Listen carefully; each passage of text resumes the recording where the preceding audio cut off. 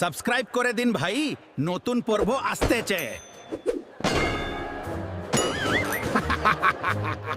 আলিল না মহারাজ, আপনার জন্য একটা পত্র এসেছে। কই কই দেখি।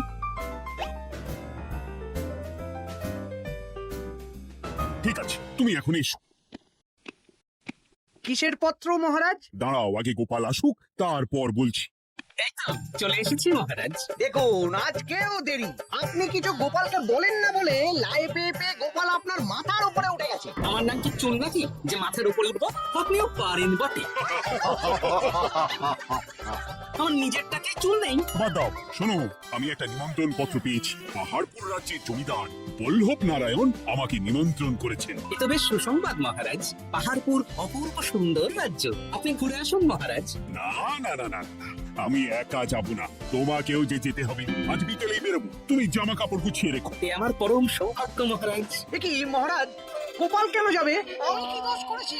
আমাকেও নিয়ে চলুন। না না, তুমি রাজ্যের মন্ত্রী, আমি বেশ কিছুদিন থাকবো না, তাই রাজ্যটা তোমাকেই সামলাতে হবে। আচ্ছা আচ্ছা, আপনি তো রানীমাকেও নিয়ে যেতে পারতেন। আমি কোথায় কাকে নিয়ে যাব সেটা আমার একান্তই ব্যক্তিগত ব্যাপার। তুমি বেশি বোঝাতে এসো না মন্ত্রী। বেশ।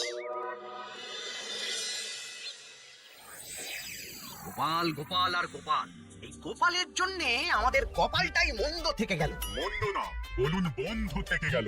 সব সুযোগ ওই গোপাল পাবে, আর আমাদের বেলা ছাই। আজকেও গোপাল রাজসভায় দেরি করে এলো, তবুও বেটাকে মহারাজ কিছু বললেন না। বলবে কি? উল্টে মহারাজই তো গোপালকে ঘুরতে নিয়ে যাচ্ছেন। পাহাড়পুরে গিয়ে ভালো মন্দ আহার করবে গোপাল, আর আমি রাজ্য পাহারা দেব। ঘেন্না ধরে গেল এই জীবনে। গোপাল যতদিন আছে ততদিন কিন্তু আমরা ওই ফুলে পেপে উঠতে পারবো না। গোপালের যেন 7 খুন মা। আমরা তো বানের জলে ভেসে এসেছি। আপনি তো গোপালকে তাড়ানোর অনেক চেষ্টা করেছেন, কিন্তু কিছুতেই কিছু হয়নি। হবে কি করে? গোপালের একে ওই ক্ষুরধার বুদ্ধি, তারপর মহারাজের উপর অগাধ বিশ্বাস, দুটো মিলেমিশে এক হয়ে গেছে। মাঝে মাঝে তো মনে হয় বেটাকে মেরেই ফেলি। আমার দু চক্ষের বিষ।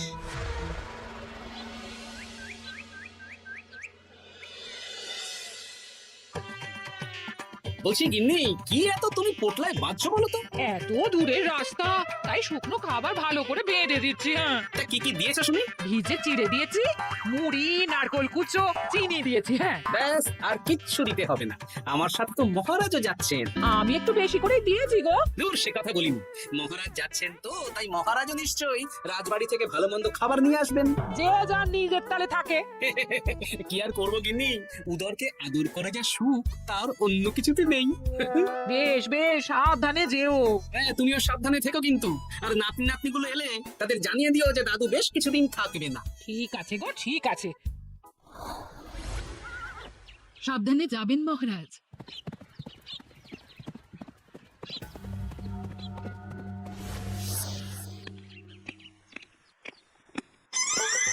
তুমি হুটহাট করে কোথায় চলে যাও বলো তো? আমি বিকেলে তোমার জন্য মুচমুচে বেগুনি ভেজেছি। সে ঠিক আছে, কিন্তু তোমাকে এখন রান্নাঘরে থাকলে হবে না গিন্নি। উমা, রাতের খাবার কে করবে শুনি? আমি তো এখন একটু একটু রান্না শিখে গেছি। এখন তোমাকে অন্য কাজ করতে হবে। কি কাজ? শোনো, বুঝতে পেরেছো তো? একদম জলের মতো পরিষ্কার বুঝে গেছি। তাহলে আর দেরি না করে যাও।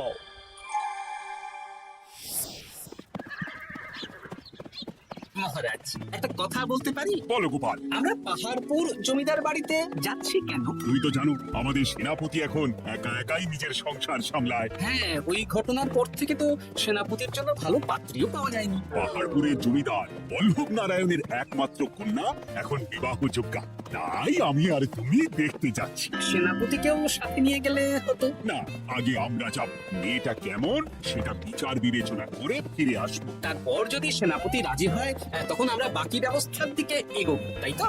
একদম তাই। আর তোমার চেয়ে ভালো মানুষ চেনার ক্ষমতা আমার জানা আর কেউ নেই, সেই জন্যই তো তোমাকে নিয়ে এলাম। এ আমার পরম সৌভাগ্য মহারাজ।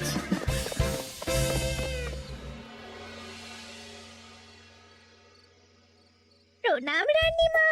আরে মন্ত্রী গিন্নি যে, বলো বলো। এই কিছু বেগুনি ভেজেছি, তাই আপনার জন্য নিয়ে এলাম রানীমা। সরলা, তুমি ওটা রান্নাঘরে নিয়ে যাও। আচ্ছা রানীমা। ওমা, এই গয়নাটা পরে কি সুন্দর লাগছে আপনাকে। নতুন নিলেন? না না, বছরখানেক আগে বিবাহ বার্ষিকীতে মহারাজ গড়িয়ে দিয়েছিলেন।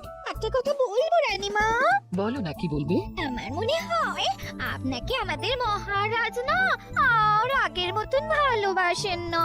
এই কি কথা বলছো তুমি? ওরা চোখে যা মনে হয় তাই বলেছে রানীমা। এই দেখুন না, মহারাজ হঠাৎ পাহাড় করে ঘুরতে চলে গেলেন আর আপনাকে নিয়ে গেলেন না। নিশ্চয়ই কোনো কাজ আছে, তাই আমাকে নিয়ে যাননি। ওই তো এত ছাড় দিয়েছেন বলেই তো পার পেয়ে বসেছি। অপরাধ নেবেন না রানীমা, মহারাজ সব ব্যাপারে শুধু গোপাল আর গোপাল, কিন্তু বাড়িতে যে আপনি আছেন সেটা মহারাজ খেয়ালই করেন না। আসলে গোপালকে মহারাজ খুবই স্নেহ করেন তো। আপনি আগে না গোপাল আগে?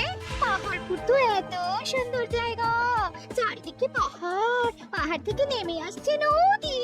ভাবুন আপনাকে মহারাজ নিয়ে যেতেন যদি। সত্যি তো, আমাকে তো মহারাজ নিয়ে গেলেন না। নিয়ে যাবেই বা কেন? আপনাকে তো আর মহারাজ আগের মতো ভালোই বাসেন না।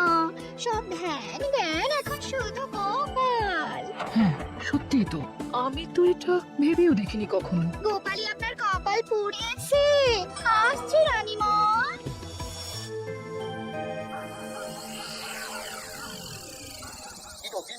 আমি যেমন যেমন বলেছি তুমি তেমন তেমন রানীমাকে বুঝিয়েছো তো? হ্যাঁ হ্যাঁ, আমি একেবারে এমন ভাবে কানে পুষ্পন্দ ঢেলেছি, রানীমার কান মাথা সব সব ভরে গেছে।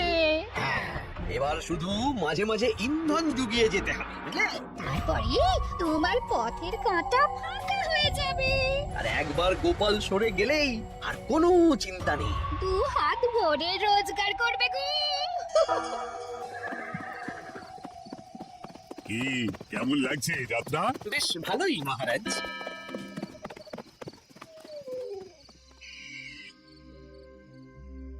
রানীমা, খাবার কি আমি এই ঘরে নিয়ে আসবো? না, আজ আমি কিচ্ছু খাবো না, কিচ্ছু না, খিদে নেই। যাও। এ কি রানীমা, আপনি তো সেই দুপুরের পর কিছুই খাননি। তোমাকে একবার কিছু বললে তুমি বুঝতে পারো না? বলেছি তো আমার খিদে নেই, আমাকে বিরক্ত করো না, যাও।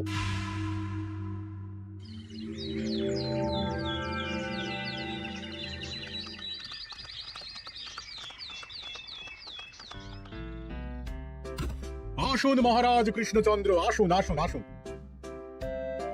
কি সুন্দর জায়গাই পাহাড়পুর, মনে হচ্ছে বেশ কিছুদিন থেকে যাই। তা থেকে যান না। এখন যে কাজে এসেছি সেটা আগে করে নিই, তারপর যদি সব ঠিকঠাক তখন তো আবার আসতে হবে। তাও ঠিক। এই বিমলা মা, এদিকে আয়।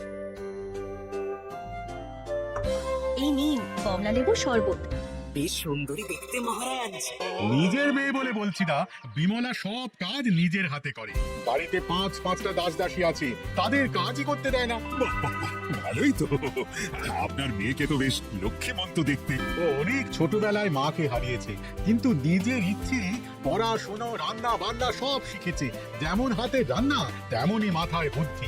রান্না তো খেলেই বুঝতে পারবো। হ্যাঁ, আজ দুপুরে সব রান্না তো নিজের হাতেই করছে। আমি ওকে কিছু প্রশ্ন করতে চাই। দাঁড়িয়ে আছো কেন মা? বসো। মহারাজ, আপনার অনুমতি নিয়ে আমি বিমলাকে কিছু প্রশ্ন করতে চাই। করো না। আচ্ছা বিমলা, তোমার বয়স কত? আসছে শ্রাবণে আমি 19 বছরে পড়বো। আচ্ছা, শ্রাবণ মাসে জন্ম, বর্ষাকালে। বেশ বেশ। আচ্ছা বলো তো, মেঘের ডাকে জল ছেড়ে ডাঙায় উঠে পড়ে, মানুষ তাকে হাতে পেলে নিয়ে যায় ঘরে, এটা কি? কই মাছ। বাহ বাহ, এবার বলো তো, এখন কোন জিনিস যেটা একান্তই তোমার কিন্তু অন্যেরা বেশি ব্যবহার করে? আমার নাম। বাহ, বাহ, বাহ, বাহ, খুব সুন্দর খুব সুন্দর। আপনার মেয়ের মাথায় বুদ্ধি আছে। আর আচ্ছা আচ্ছা, আরেকটা প্রশ্ন করবো।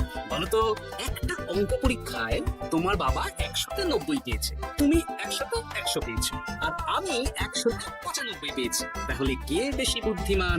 আপনি বেশি বুদ্ধিমান। এমা, এটা তুই কি বললি রে? তুই তো 100-তে 100 পেয়েছিস, তাহলে তুই বেশি বুদ্ধিমান হবি না? না না, আমি হলে তো বুদ্ধিমতী হব।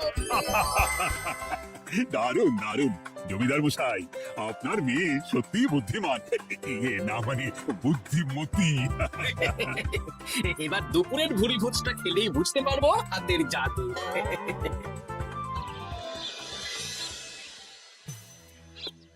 রানীমা বেলা হয়ে গেছে, এভাবে না খেয়ে থাকবেন না, আপনার শরীর খারাপ করবে। তোমাদের মহারাজ আসুক, তারপরে খাবো।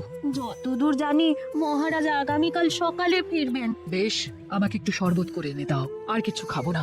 আচ্ছা রানীমা। বুঝলি, আজ পুকুর ঘাটে গিয়ে যা শুনলাম না। কি শুনলে? রানীমা গতকাল বিকেল থেকে কিচ্ছু খাচ্ছেন না, মহারাজের ওপর রাগ করে।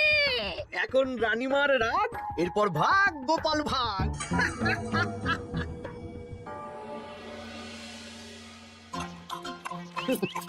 সত্যি বিমলা, তোমার হাতে রান্নার কোনো তুলনা নেই মা। আমাদের সেনাপতি তাহলে আর হাত পুড়িয়ে রান্না করবে না বলছো? সে যদি কর্তাগিন্নি তো রাগারাগি হয় তখন। মা আমার লজ্জা পেয়েছে। তা আপনাদের কোনো আপত্তি নেই তো? এই যে বলেন, আপনার রাজ্যের সেনাপতি বলে কথা। বলছি, বিমলাকে তো আমাদের সেনাপতি দেখলো না, তাহলে বিমলার একটা তৈলচিত্র আছে, আমি আপনাকে বরং সেটা দেব, আপনি ওনাকে গিয়ে দেখাবেন। সেই ভালো হবে, আমাদের খুব পছন্দ হয়েছে। তাহলে সেনাপতি রাজি হলে আমরা বিবাহের তারিখ চিঠিতে জানিয়ে দেব। আচ্ছা মহারাজ।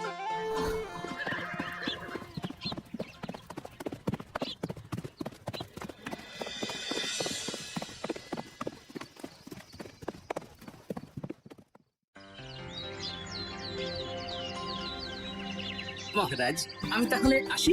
যাওয়ার পথে আমি সেনাপতির সাথে কথা বলে নেবো। হ্যাঁ হ্যাঁ গোপাল, এসো। বেশ ভালোই কাটলো পাহাড়পুরে। হ্যাঁ মহারাজ, অনেক ধকল গেছে, যান গিয়ে বিশ্রাম নিন।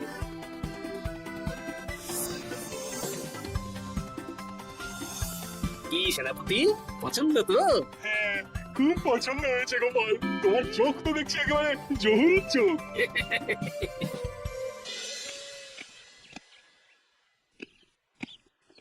চিরটা কাল আপনি ওই গোপাল গোপাল করে কাটিয়ে দিন। কি হলো? রানীমা গত পরশু থেকে কিচ্ছু খাননি, গতকাল একটু শরবত খেয়েছেন শুধু। কেন, কি হয়েছে? দেখুন মহারাজ, সহ্যের একটা সীমা আছে। আরে আমার তো কিছুই মাথায় ঢুকছে না। মাথায় শুধু গোপাল থাকলে আমার কথা ঢুকবে কি করে মহারাজ? আপনি আমাকে আর আগের মতো ভালোবাসেন না মহারাজ। এসব কি বলছো রানী? ঠিকই বলছি। আপনি খেয়ালই করেননি যে আমি গলায় আপনার পছন্দের পান্নার হার পরেছি মহারাজ? আরে আমাকে বলার সুযোগ দেবে তো। দেখুন, আপনি পাহাড়পুরে ঘুরতে গেলেন, গোপালকে নিয়ে গেলেন, আমারও মনে হয় কোথাও ঘুরতে যাই মহারাজ। আরে গোপালকে নিয়ে যাওয়ার প্রয়োজন ছিল, তাই নিয়ে গেছি।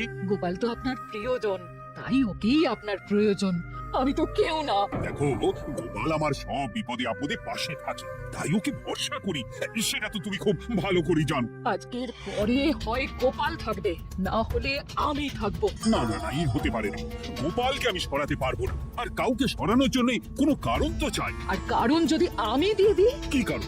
আপনি গোপালকে বলবেন আমার সাথে আপনার ঝগড়া হয়েছে। বেশ, তা দেখি। আপনি গোপালকে বলবেন ও যেন আমাকে বলে আপনার কাছে ক্ষমা চাওয়ার জন্য, আর আমি ক্ষমা চাইবো না। ব্যাস, আপনি এই সামান্য কাজটা গোপালকে করতে না পারার জন্য ওকে তাড়িয়ে দেবেন, ওকে মাত্র 7 দিন সময় দেবেন। ব্যাস। ঠিক আছে, আমি এক্ষুনি গোপালকে ডেকে পাঠাচ্ছি। দেখো গোপাল, এখন যদি রানী আমার কাছে ক্ষমা না চায়, তাহলে কিন্তু আমি বাধ্য হব তোমাকে রাজসভা থেকে তাড়িয়ে দিতে। আচ্ছা মহারাজ, বুঝেছি। রানীমা আপনার কাছে ক্ষমা চাইবেন, কিন্তু তার জন্য আপনাকে আমার কথা মতো কিছু কাজ করতে হবে মহারাজ। কি কাজ বলো? বুঝেছেন? হ্যাঁ। না গোপাল, আমি মহারাজের কাছে ক্ষমা চাইতে পারবো না। দেখুন রানীমা, আমার মনে হয় আপনার ক্ষমা চাওয়াই উচিত। পুরুষ মানুষের মন বলে কথা, যদি বেশি দিন আপনি মহারাজের সাথে এরকম তিক্ত সম্পর্ক রাখেন, তাহলে কিন্তু মহারাজের মন অন্যদিকেও চলে যেতে পারে। এমনিতেও কি গোপাল? কিছু না রানীমা, শুধু এটুকু জেনে রাখুন, রাজবাড়ির মাঠে বাঁশ বাঁধা হবে। মানে কেন?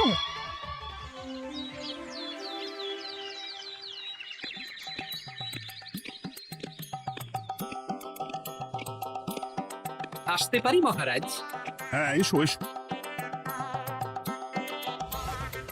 বলছি, আমি তাহলে জমিদার বাড়িতে বিবাহের দিনক্ষণ ওই চিঠি লিখে জানিয়ে দিচ্ছি। হ্যাঁ, জানিয়ে দাও গোপাল। আর কি কি কেনাকাটা করতে হবে সেটার একটা তালিকা বানিয়ে ফেলো। আচ্ছা মহারাজ, মেয়ের শাড়ি আপনি নিজে পছন্দ করে কিনবেন তো? হ্যাঁ, ওই শাড়িওয়ালাকে আজকে দুপুরেই আসতে বলো। আচ্ছা মহারাজ।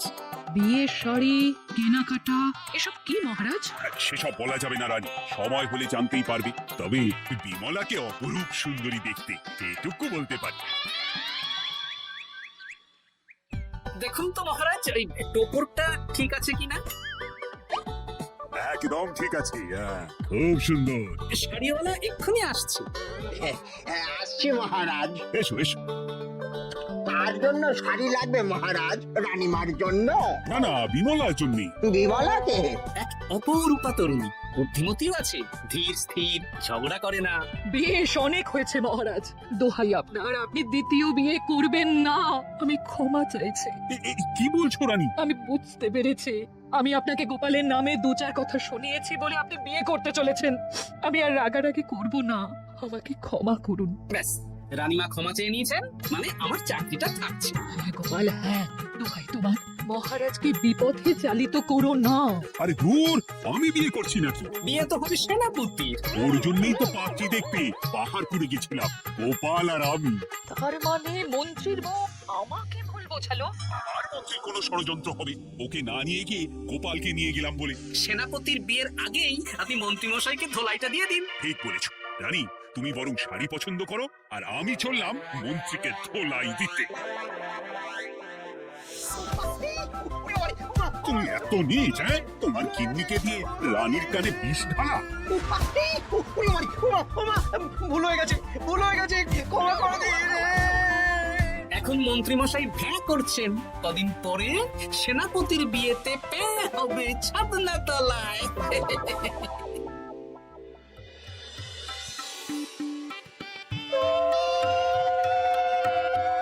এবার মালা বদল হবে।